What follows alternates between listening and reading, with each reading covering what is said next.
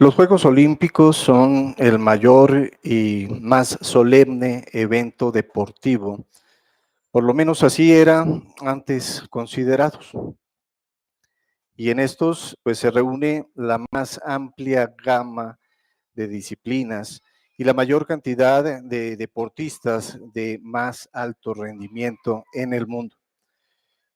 En su concepción original en Grecia, hace más o menos unos 20 siglos, los deportistas ofrecían su preparación y más grande sacrificio a sus dioses, su dios Zeus.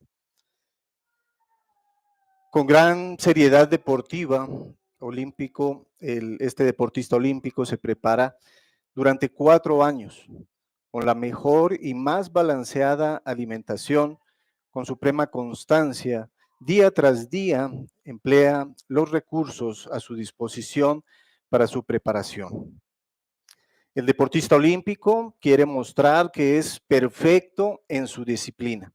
Y en las competencias olímpicas, su objeto es demostrar que en su preparación, aquella gran y variada cantidad de pruebas que tantas veces enfrentó en estos años y por las que sufrió en gran manera durante días, semanas, meses y años, le sirvieron para eliminar de sí todos los errores y debilidades que le podían impedir ser el mejor.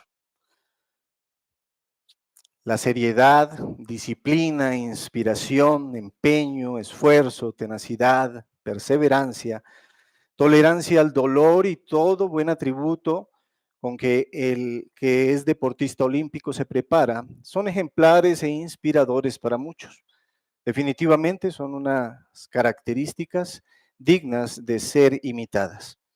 Los Juegos Olímpicos durante su existencia han llegado a inspirar a muchos deportistas y a público en general, al llevar a otros contextos todas estas buenas características y prácticas personales que los definen y dan frutos de alto rendimiento, lo cual es bueno, pero lo que el mundo no sabe es que lo que cualquier persona puede lograr, lo obtiene porque Dios así lo ha permitido.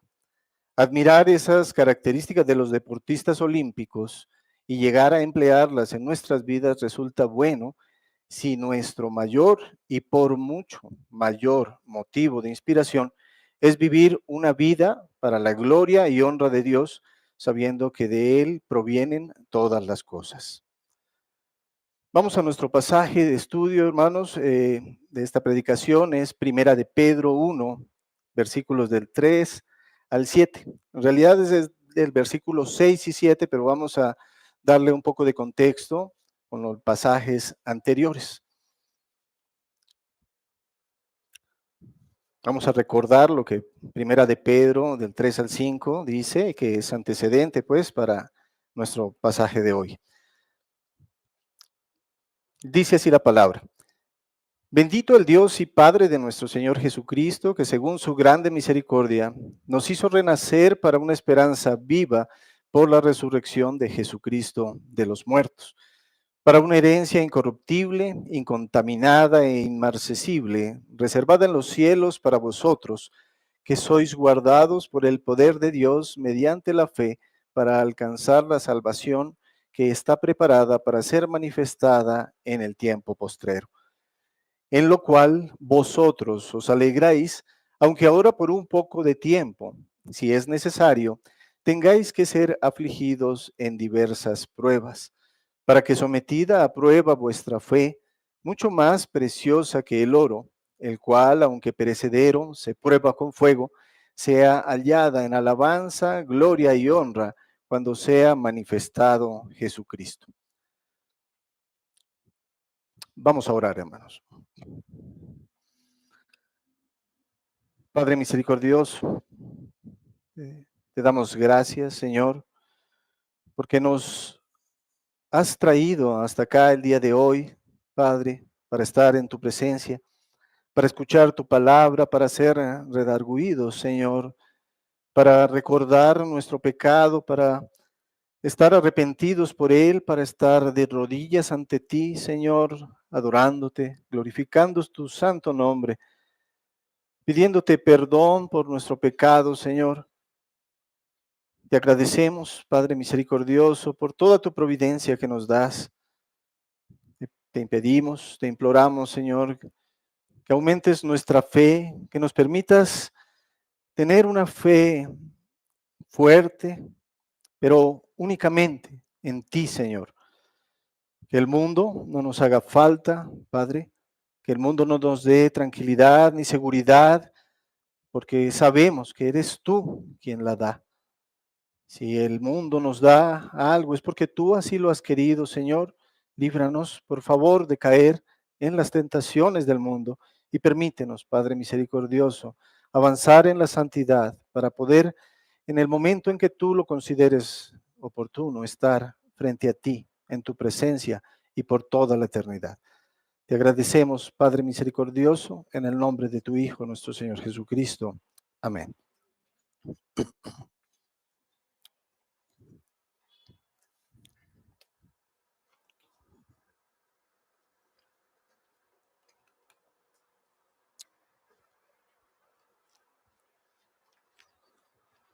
Como contexto, Como contexto de nuestro pasaje, como lo acabamos de leer, se encuentran los versículos del 3 al 5 de Primera de Pedro.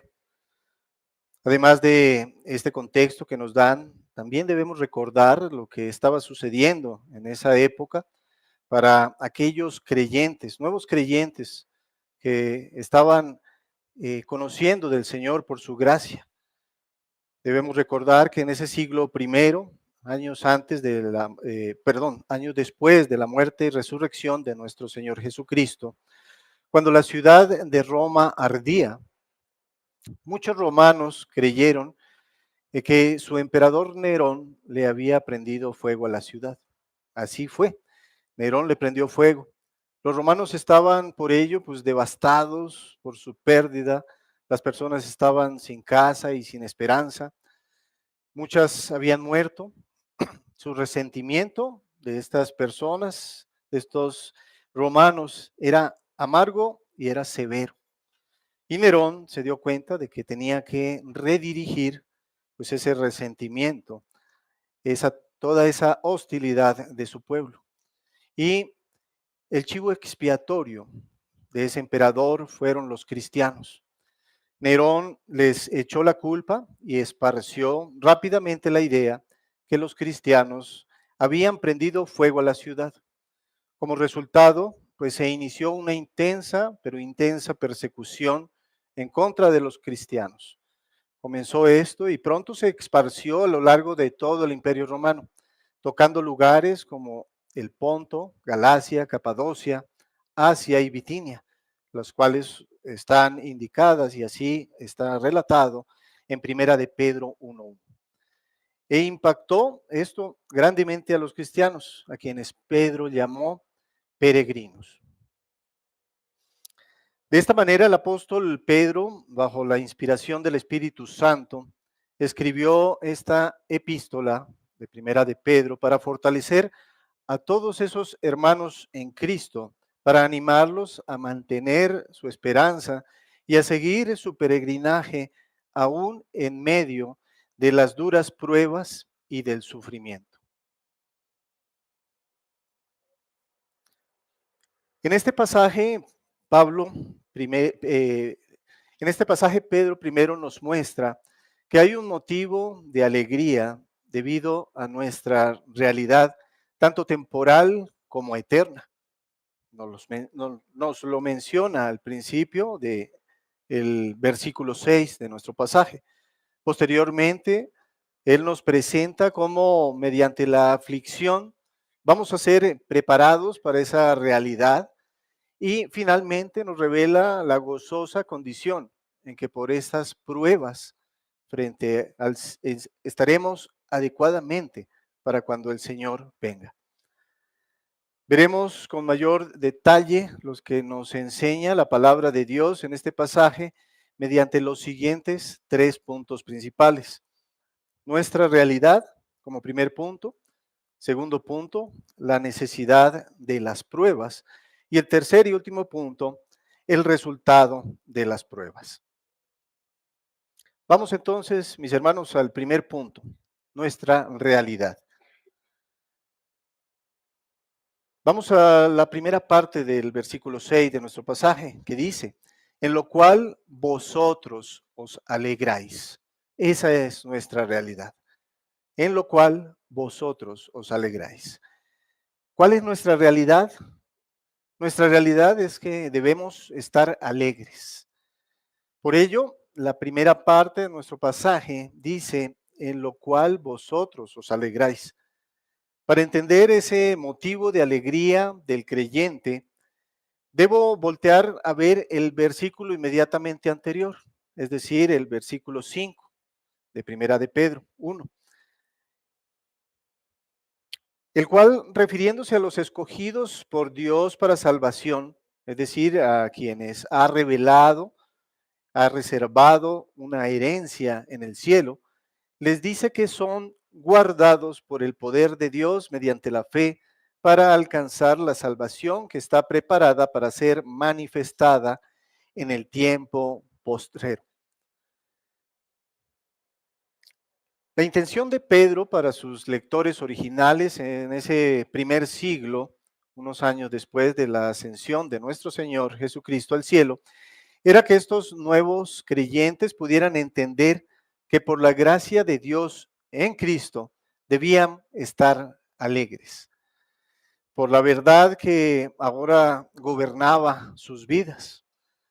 Esa verdad que era que Dios en su misericordia los había hecho renacer para ser sus herederos y que podían confiar en la promesa de Dios, que los guardaría del mal mientras aún se encontraran bajo el rigor de este mundo, un mundo cruel donde estaban siendo perseguidos por creer en Cristo. Ahora en la actualidad, cada creyente verdadero también debe estar alegre. Esa no era una realidad solamente para aquel pueblo del primer siglo, es una realidad también para nosotros, porque al igual que para esos oyentes originales de Pedro, por pura gracia ha sido escogido el creyente por Dios para salvación. Dios lo ha adoptado y por ello mismo lo ha hecho su heredero, como dice el pasaje anterior. Y tiene reservada una herencia en el cielo, y como si fuera poco, además de eso, mientras el creyente se encuentre en este mundo, va a ser guardado por el poder de Dios mediante la fe, como lo indica el versículo 5 de Primera de Pedro, justo antes de nuestro pasaje. Es una hermosa promesa que nosotros debemos tener siempre presente en nuestra mente, en nuestro corazón, y a ella aferrarnos. Entonces el creyente, por la gracia de Dios, va a recibir el don de la fe. Y no cualquier fe, hermanos, sino una única fe para salvación. Es una fe diferente a la fe del mundo. Es decir, es una fe verdadera, es una fe salvadora. La Biblia confirma abundantemente la declaración de que la fe en Cristo, es decir, esa verdadera fe, esa fe salvadora, es el único camino que Dios da al hombre para la salvación. A quienes Él ha escogido, para ellos, ese es el único camino, la fe salvadora, la fe en Cristo, como nos lo indica la misma palabra de Dios en Juan 14:6. Jesús le dijo, yo soy el camino, la verdad y la vida. Nadie viene al Padre sino por mí. La palabra de Dios enseña claramente que la fe ocupa un lugar estratégico y central en la salvación. Esto nos lo indica en Efesios 2, 8 al 9, cuando dice, porque por gracia sois salvos por medio de la fe. Y esto no de vosotros, pues es don de Dios, no por obras, para que nadie se gloríe. La fe es un don de Dios, mis hermanos. Es algo que nosotros no podemos lograr por nosotros mismos, como nos dice el pasaje. No por obras, para que nadie se gloríe. Y lo complementa Romanos 10, 8 y 9, cuando dice, esta es la palabra de fe que predicamos, que si confesares con tu boca que Jesús es el Señor y creyeres en tu corazón que Dios le levantó de los muertos, serás salvo. Es muy clara la palabra de Dios en esto. Entonces, hermanos, debemos tener en claro que somos salvos por la fe, como dice Romanos 1, 16 y 17, porque no me avergüenzo del Evangelio, porque es poder de Dios para salvación a todo aquel que cree, al judío primeramente y también al griego, porque en el Evangelio la justicia de Dios se revela por fe y para fe, como está escrito, mas el justo por la fe vivirá, por la fe salvadora, por la fe verdadera. Recibimos la vida eterna también por la fe, como dice Juan 20:31. Pero estas se han escrito para que creáis que Jesús es el Cristo, el Hijo de Dios, y para que creyendo tengáis vida en su nombre. Vivimos por la fe, como dice la palabra de Dios en Gálatas 2:20. Con Cristo estoy juntamente crucificado y ya no vivo yo, mas vive Cristo en mí. Y lo que ahora vivo en la carne, lo vivo en la fe del Hijo de Dios, el cual me amó y se entregó a sí mismo por mí. Seremos también preservados por esa fe verdadera, esa fe salvadora, como dice Hebreos 10, 38 y 39. Mas el justo vivirá por la fe, y si retrocediere, no agradará a mi alma, dice Dios. Pero nosotros no somos de los que retroceden para perdición, sino de los que tienen fe para preservación del alma. La palabra de Dios es muy clara en todas estas características. Vamos a ser preservados también por la fe, que es un don de Dios, esa fe salvadora, esa fe que es solo en Cristo. Todos los componentes de la gloriosa salvación que por gracia por gracia de Dios, el creyente recibe, son por la fe. Justificados por la fe, perdonados por la fe, adoptados por Dios por la fe. Se recibe el Santo Espíritu por la fe y también se persevera por la fe, como vimos en nuestro pasaje anterior. La alegría del creyente debe estar basada en su fe salvadora. Nuestra realidad es que debemos estar alegres, porque por la gracia de Dios tenemos una fe, y no cualquier fe, sino una fe verdadera, una fe en Cristo, una fe salvadora.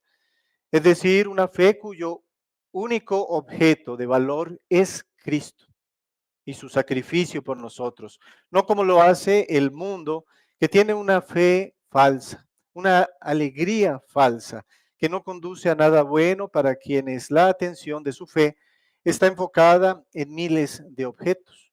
Para unos son sus bienes materiales en los que depositan su fe, para otros su conocimiento o su intelecto en el cual tienen su fe, para algunos las oportunidades que según ellos se han forjado, entre muchas otras cosas. Son miles de cosas en donde el mundo centra su fe equivocadamente. Sus familiares, sus amigos influyentes, imágenes de santos, las ánimas del purgatorio, talismanes, amuletos, el universo, la suerte, el destino, incluso el gobierno, etcétera, etcétera y etcétera. La alegría del mundo no es realmente buena, ya que su fe está mal enfocada. Es una fe falsa que no genera ningún buen fruto, que no conduce a ningún sitio más que a la perdición. La fe salvadora nos da alegría porque es un don de Dios. Da buenos frutos como el arrepentimiento para salvación, el gozo, el amor, la paciencia, mansedumbre, entre otros. Nos debe quedar claro que la fe ocupa un lugar central y estratégico. Nos debe quedar claro que forma parte en que Dios ha tenido a bien darle al creyente la salvación. Y justo como lo ha comentado un teólogo, pastor y maestro, esta es la razón por la cual en la Biblia se hace alusión a la fe más de 600 veces en el Nuevo Testamento. La palabra de Dios es clara. Leímos algunos versículos nada más para dejar muy claro que está escrito en la palabra, pero la palabra de Dios es insistente y se encuentra más de 600 veces esta, esta idea y esta fe descrita para que tengamos nosotros eso bien en claro. Pero para que no quede duda de todo esto, también deberíamos preguntarnos lo siguiente.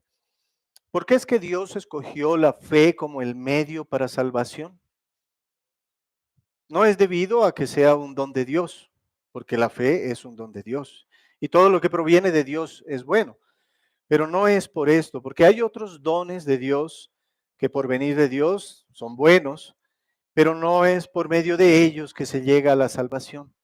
La fe ocupa este lugar tan importante en la salvación porque resalta el hecho de que la salvación es por la libre y soberana gracia de Dios.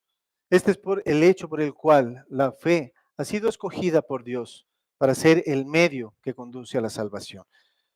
Para que no quede duda al hombre, que el hombre por sus propios medios no puede lograrla. El hecho de que la salvación solo venga por la fe en Cristo, Dios lo ha planeado así, para dejar claro que el hombre por ningún otro medio lo puede lograr. La salvación tiene como su gran meta la gloria de Dios en la gracia. Todo está calculado para alcanzar este fin grande y singular. La fe evidencia el supremo poder de Dios, como nos lo muestra su palabra en Jueces 7, cuando nos habla de los 300 soldados de Gedeón. Dios dejó solamente 300 hombres para la batalla y la victoria, después de que Gedeón tenía un ejército de más de 22,000 hombres. Dice la palabra de Dios en Jueces 7:2. Y Jehová dijo a Gedeón: el pueblo que está contigo es mucho para que yo entregue a los madianitas en su mano. No sea que se alabe Israel contra mí diciendo: mi mano me ha salvado. Es claro, si la fe no fuera tan clara en la palabra y que tuviéramos bien presente que solamente la podemos obtener por gracia, podríamos estar pensando, hermanos, que vamos a alcanzar la salvación por nuestros propios medios, lo cual sería un insulto a nuestro Dios. Debemos tener bien en claro que la fe en sí misma es vacía. Es por ello, por lo que el mundo, al tener fe en muchas cosas, en realidad no tiene nada seguro.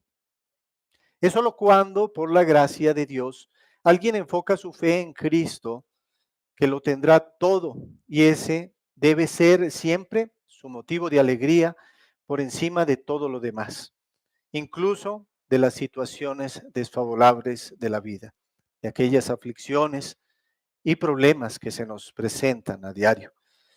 Pero hermanos, esta hermosa fe tan valiosa para nosotros, Dios mismo la pone a prueba para ser purificada. Y es así como conociendo eso, entraremos acá ahora mismo al segundo punto. Nuestro segundo punto, que es la necesidad de las pruebas. Vamos a la segunda parte de nuestro versículo 6, en donde nos dice la palabra de Dios. Aunque ahora por un poco de tiempo, si es necesario, tengáis que ser afligidos en diversas pruebas. La palabra de Dios nos ha mostrado en forma clara cómo en su misericordia y gracia ha tenido a bien rescatar a algunos pecadores de toda época, raza y nación. Dios en su plena y perfecta justicia ha redimido a sus escogidos, pagando por sus pecados por medio de la gloriosa sangre de nuestro Señor Jesucristo derramada en la cruz. La muerte de Cristo ha permitido que los escogidos de Dios puedan iniciar una dicha eterna que tiene su principio para cada uno en el tiempo perfecto de Dios. Ese camino que inicia acá en la tierra es un camino, como ya nosotros sabemos, difícil y lleno de diversas pruebas, conocido como el camino de santificación, el proceso de santificación. Pero en él y para dicha del creyente se cuenta todo el tiempo, como nos lo dice la palabra en este pasaje, con la guardia y cuidado de Dios mismo, como nos lo ha prometido en Primera de Pedro 1:5. En Éxodo, la Biblia nos muestra cómo el pueblo de Dios que se encontraba esclavizado en Egipto es rescatado por Dios empleando a Moisés como guía de su salida y durante todo el tiempo en el cual ese pueblo estuvo deambulando por el desierto. Para el pueblo étnico de Dios, es decir, aquellos descendientes carnales de Abraham, ese recorrido por el desierto, sin duda, fue un camino bastante difícil, como lo apreciamos nosotros en la palabra, durante el cual enfrentaron muchas pruebas antes de que Dios les permitiera entrar en la tierra de Canaán, en la tierra, como dice la palabra, de la cual fluye leche y miel. Esa tierra que había prometido que sería una tierra hermosa. Para el creyente que inicia el caminar cristiano en este proceso de santificación, el hecho de que ese camino se da en medio de la maldad y del pecado del mundo, es en sí mismo eso una de muchas pruebas que va a enfrentar, que tendrá que enfrentar y las cuales son proporcionadas por Dios. Al igual que el pueblo de Dios del libro del Éxodo, durante el proceso de santificación, el creyente estará cruzando el desierto en camino hacia esa hermosa tierra prometida. En ese camino estamos cruzando el desierto y estamos esperando entrar en esa tierra prometida por Dios. Veamos lo que al respecto de las pruebas nos indica nuestra confesión de fe, la Confesión de Fe de Londres de 1689, en su capítulo 5, denominado de la Divina Providencia.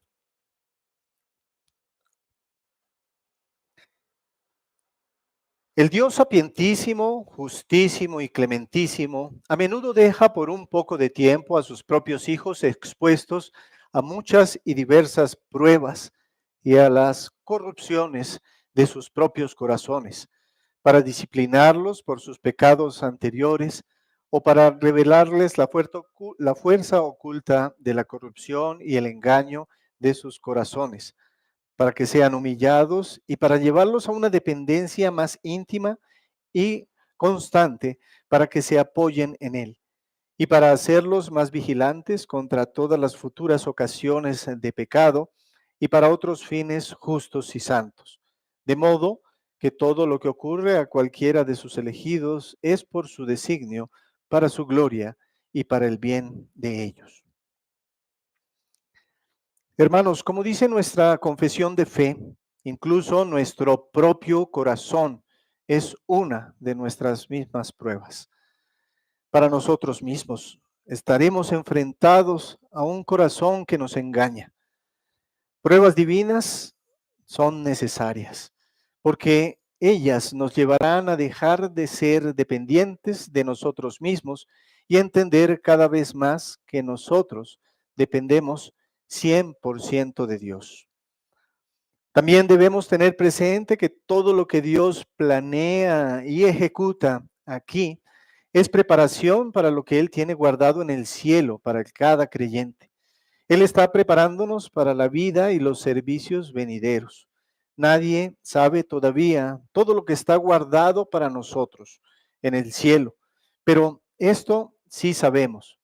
La vida de hoy es una escuela que Dios nos prepara para nuestro ministerio futuro en la eternidad. Pedro usó la palabra pruebas en el lugar de tribulaciones o persecución, porque no solo estaba dirigiendo su mensaje a los cristianos perseguidos en ese tiempo, sino que estaba tratando acerca de los problemas generales que cada creyente enfrentará al estar rodeado por inconversos.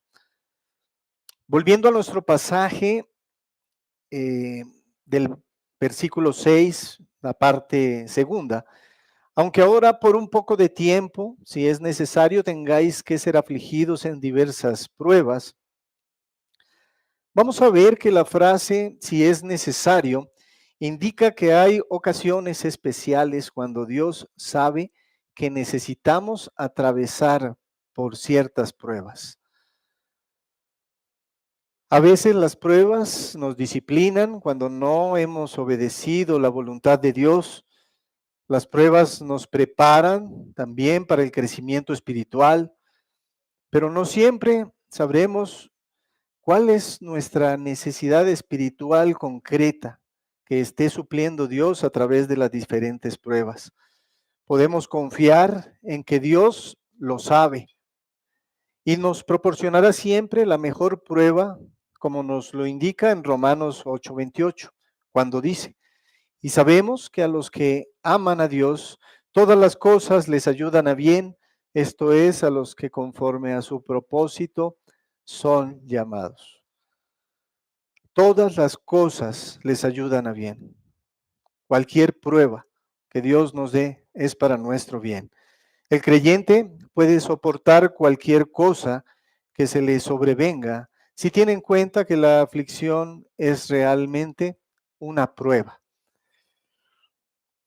Es una prueba para purificar al oro que hay que someterlo al fuego. Las pruebas que sobrevienen prueban la fe y solo por la gracia de Dios se puede salir de ellas más fuertes de lo que se era antes. Los rigores que un atleta tiene que soportar no pretendan colapsarle, sino capacitarle para desarrollar mayores fuerzas y habilidades. Las pruebas de Dios en este mundo no están diseñadas para agotar nuestra paciencia, sino por el contrario, para incrementarla. Las pruebas son diversas. Pedro usó la palabra diversas, que literalmente quiere decir variadas. Sin que importe el tipo de pruebas, Dios tiene suficiente gracia para su pueblo y los lleva a superarlas todas. Son variadas porque atienden a diversas necesidades. Y no necesariamente el creyente entenderá en esta vida el por qué le vino determinada prueba. ¿Qué se requeriría que aprendiera con ella?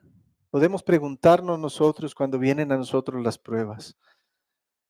¿Por qué nos viene esa prueba? ¿Qué querrá Dios que aprendamos con ella? Las pruebas son controladas por Dios. Debe ser otro de nuestros consuelos y donde guardemos nosotros esa alegría. No durarán para siempre, durarán, como lo dice la palabra, por un poco de tiempo. Las pruebas que Dios nos proporciona son perfectas porque son diseñadas por Él especialmente para nosotros. De eso podemos estar seguros. No nos viene ninguna prueba por el azar, sino porque Dios la diseñó perfectamente para nosotros. No se excederán ni les faltará nada a esas pruebas. Son hechas a la medida de nuestra necesidad de mayor piedad. Lo importante es que aprendamos la lección que Él quiere enseñarnos a través de esas pruebas y que solo Él reciba la gloria. Nos dice Primera de Corintios 10:13. No os ha sobrevenido ninguna tentación que no sea humana, pero fiel es Dios, que no os dejará ser tentados más de lo que podéis resistir, sino que dará también juntamente con la tentación la salida para que podáis soportar. Pero en forma natural viene a nosotros una pregunta muy lógica. ¿Por qué y para qué debemos ser puestos a prueba? Responder a esta pregunta, vamos a entrar para ello en nuestro tercer punto. El resultado de las pruebas de Dios. Dice el versículo 7, para que sometida a prueba vuestra fe, mucho más preciosa que el oro, el cual, aunque perecedero, se pone a prueba con fuego, sea hallada en alabanza, gloria y honra cuando sea manifestado Jesucristo. Para iniciar con el desarrollo de este último punto, primero debemos recordar que nuestro pasaje nos ha mostrado cuál es el motivo de la alegría que como creyentes debemos nosotros tener. Porque Dios nos ha mostrado que ha escogido a, a un pueblo para salvación. Le ha reservado una herencia en el cielo. Y además de ello, mientras cada creyente, cada quien que forma parte de ese pueblo escogido, mientras tiene todavía pecado en su corazón y se encuentra en este mundo, va a vivir una lucha con su propio pecado y también luchará contra un mundo hostil, pero debe ser consciente que va a ser guardado por Dios, por el poder de Dios mediante la fe. La fe, mis hermanos, debe ser entonces, como lo indica nuestro pasaje, de gran valor para nosotros. Como tal, Dios pone a prueba nuestra fe. El hecho de probar, que indica nuestro pasaje, nos muestra dos objetivos. Primero, mostrar la autenticidad de lo que es probado, es decir, mostrar si es genuina o no la fe. Y segundo, purificar aquello que es probado, es decir, purificar la fe. Vamos a estar sometidos entonces a estos dos objetivos de las pruebas. Mostrar esa autenticidad de nuestra fe y purificar nuestra fe. Muchos creyentes profesantes, lamentablemente, tienen una falsa fe. Y esto lo revelarán justamente estas pruebas que Dios les da. Recordemos la parábola del sembrador en Mateo 13, del 1 al 9, y la correspondiente explicación que Dios da a esta parábola en los versículos 18 a 23 del mismo libro. Las semillas que cayeron en el terreno poco profundo de esta parábola produjeron plantas sin raíces, y estas murieron cuando salió el sol. El sol en la parábola representa a esas tribulaciones y a esas pruebas. La persona que abandona la fe cuando las cosas se ponen difíciles solamente está demostrando que en realidad no tenía una fe genuina. Su fe no era verdadera fe para salvación. Este es un resultado de la fe puesta a prueba. Permite ver si en realidad la fe de la persona era una fe para salvación. El creyente, sin escapatoria alguna, va a ser probado por Dios. Recordemos lo que nos dice Proverbios 17:3. El crisol para la plata y la hornaza para el oro, pero Jehová prueba los corazones. No dice a veces prueba, es un hecho que probará nuestros corazones.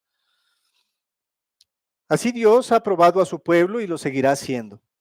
Recordemos lo que la palabra de Dios dice de su pueblo antiguo al deambular por el desierto después de ser liberado de Egipto y antes de entrar en la tierra prometida, como nos lo dice Deuteronomio 8:2.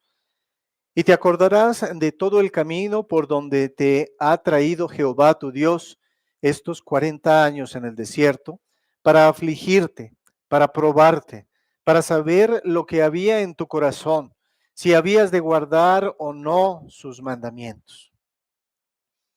De la misma manera, mis hermanos, Dios nos prueba, nos examina, nos verifica y nos humilla. Nuestra fe es mucho más preciosa que el oro.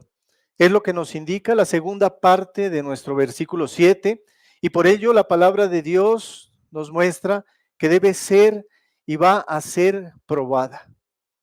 Esta prueba la ilustró Pedro al referirse a un orfebre, teniendo en claro el proceso de purificación del oro puesto al fuego.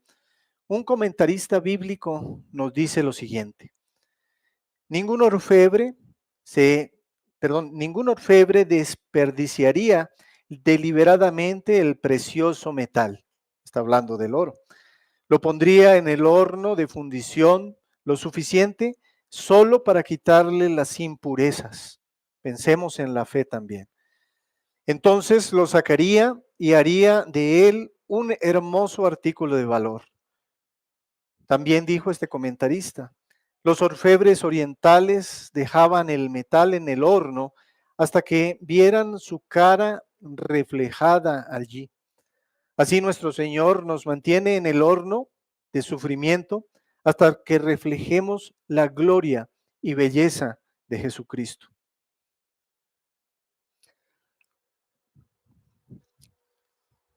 Sin lugar a duda, el oro es es muy preciado en el mundo. El oro es la norma monetaria entre las naciones y, como ustedes saben, sirve para determinar el valor específico de las diferentes monedas en uso en todo el mundo. Sin embargo, el valor del oro es fijado por los mercados mundiales. En otras palabras, es el hombre quien determina el precio del oro. En comparación, la fe, que es por mucho más preciosa que el oro, no se origina en las minas de la tierra, sino que se origina en el cielo. La fe es refinada en el crisol de las pruebas del hombre. La fe es el don de Dios para el hombre. Es Dios y no el hombre el que determina el valor de la fe. Decir que el oro es perecedero, como se menciona en nuestro pasaje, parece sorprendente, pero es cierto. Aunque de todos los elementos conocidos por el hombre, el oro sea uno de los más duraderos, ya que puede ser sometido a calor intenso y podría parecer indestructible. El oro no se oxida, ni se descompone, ni se corroe. La verdad es que el oro puede perder su poder. Lamentablemente, sí lo pierde.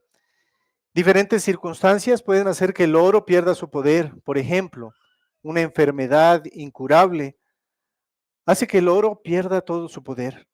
Por más dinero, por más cantidad de oro que pudiera tener esa persona reservada, no puede comprar su salud. Por más que quiera él ir a los mejores hospitales, con los mejores médicos, hacer las cosas que muchas otras personas no podrían lograr hacer, no va a poder comprar su salud y menos su salvación. La muerte es otro ejemplo en la cual el oro muestra que es imperecedero.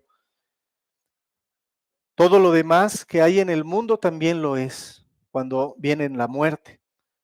Morimos y nada de esos bienes materiales del mundo nos va a servir. Ahí pierden totalmente su valor. Y aunque el oro perece, es probado con fuego. Es decir, algo que comparado con la fe no tiene tanto valor, aún así es probado por el hombre. ¿Cuánto más necesita la fe del creyente que nunca perece pasar por la prueba ardiente para quitarle todo lo defectuoso y probar su pleno valor? La fe, sin embargo, tiene algo en común con el oro. Cuando creemos al principio en Cristo, cuando estamos aprendiendo apenas acerca de nuestro Señor, nuestra fe se mezcla con muchas impurezas, se mezcla con nuestro pecado, motivaciones interesadas, dudas, inseguridades, emociones turbulentas, razonamientos confusos. Muchos creyentes empiezan diciendo como Marcos 9:24. Creo, ayuda mi incredulidad. Y efectivamente el Señor le ayuda. Para ayudarle, el Señor lo pone a prueba por medio de circunstancias en su vida que refinan su fe y a la vez demuestran su autenticidad o su falsedad. Lo cierto es que de esta manera de contemplar los sufrimientos del creyente, les concede valor y dignifica sus aflicciones. ¿Y cuál es el resultado de la fe puesta a prueba? Nos podríamos nosotros preguntar. Es decir, ¿cuál es el resultado final del proceso de refinamiento de la fe del creyente? En nuestro pasaje de Pedro se contesta en alabanza, gloria y honor cuando se manifieste Jesucristo. Las pruebas que son dadas por la providencia de Dios, por su misma gracia, traen para el creyente un crecimiento en santidad y consecuentemente su alabanza a Dios cada vez será más apegada a la instrucción bíblica. Respecto a los términos gloria y honor que nos muestran esta parte final de nuestro pasaje y que también aparecen en las doxologías de Primera de Timoteo 1:17 y en Apocalipsis 4:11, el creyente gozará su parte en la gloria y honor celestiales cuando al fin de su vida terrenal entre en la presencia de Jesucristo. En esta parte final del pasaje, Pedro pone nuestra mirada en el futuro, en la plena salvación y en la gloria. Mediante las pruebas de fuego, Dios nos está preparando para el día final. Si las pruebas logran el efecto deseado, el resultado será que nuestra fe será hallada en alabanza, gloria y honra por nuestro Señor. Nuestra fe redundará para alabanza, gloria y honra de Él. El Santo Espíritu de Dios fortalece al creyente en su hombre interior y le proporciona su comunión aún en los momentos más difíciles. Si no fuera por su Santo Espíritu de Dios morando en nosotros, el creyente nunca llegaría a su destino. Si la fe del creyente ha superado las pruebas y ha seguido adelante en el camino, a pesar de todos los obstáculos que nos pueden presentar estas pruebas, es solo por la gracia de Dios que lo haremos. A Él sea, solo a Él sean pues la alabanza, gloria y honra. Pedro recuerda a los cristianos que los propósitos de Dios al permitir el dolor presente quizás no se descubran en esta vida. De hecho, algunos propósitos suyos no se sabrán sino hasta que el creyente haya muerto y haya llegado a la presencia del Señor. Solo se descubrirán en ese momento final del juicio, cuando el Señor revele los secretos del corazón de cada quien y conceda especial honor a los que confiaban en Él en las duras pruebas.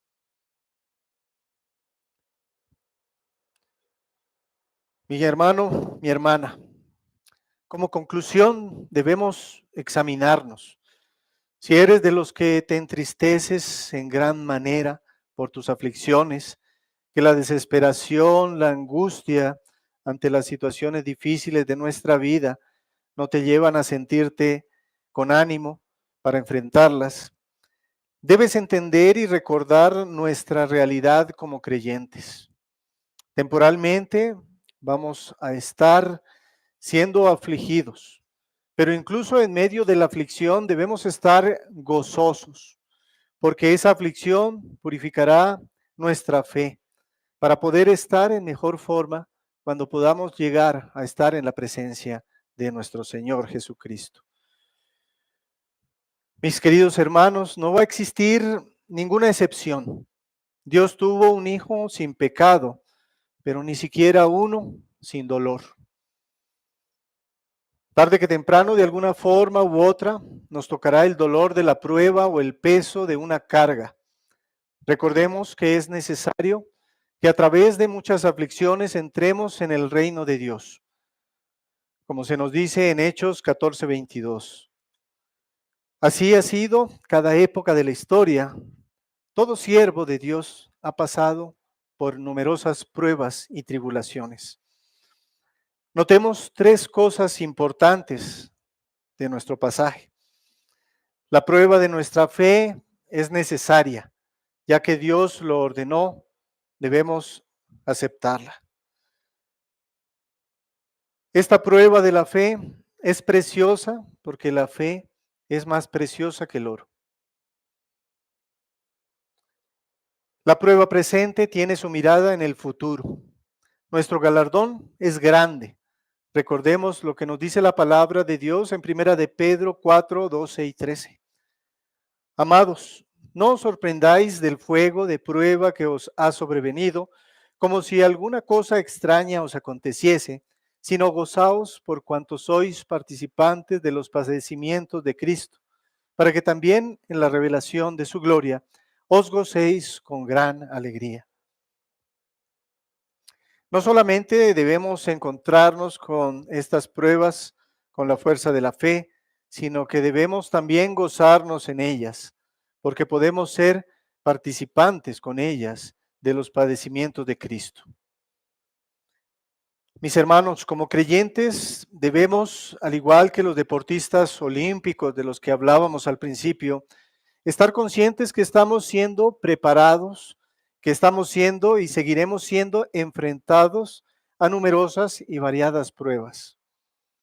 Estas pruebas nos están preparando para algo verdaderamente glorioso, tan glorioso que su momento pleno no está en este mundo, pero en lo cual desde ahora debemos gozarnos.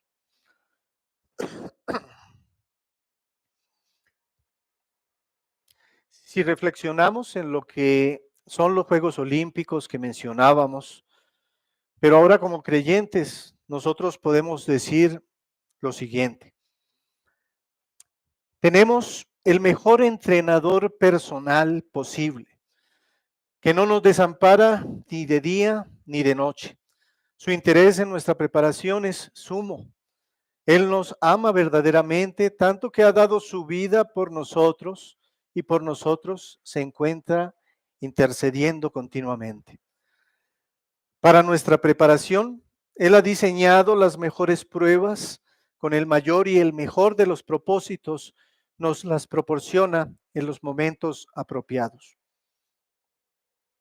Nuestra alimentación es en realidad la mejor y la más variada que puede existir y se encuentra contenida en cada palabra y en cada versículo de la Biblia. El dolor y sufrimiento que hemos experimentado y el que aún vamos a experimentar en estas perfectas pruebas, nos prepara para poder soportar o para poder portar, vestiduras sin mancha al momento de llegar a la presencia del Señor. Ese dolor y sufrimiento por el que pasemos, a diferencia del Zeus de los griegos en la antigüedad o los deportistas actuales con su gran ego, debemos ofrecerlo a Dios Trino, el único Dios verdadero. Nuestra alegría, hermanos, incluso desde ahora antes de terminar nuestras pruebas en este mundo, debe ser muchísimo mayor que la alegría que puede sentir un deportista que ha ganado el oro olímpico, porque nuestro galardón, nuestra fe, es mucho más preciosa que el oro. Hermanos, debemos tener bien en claro y debemos entender bien nuestra realidad.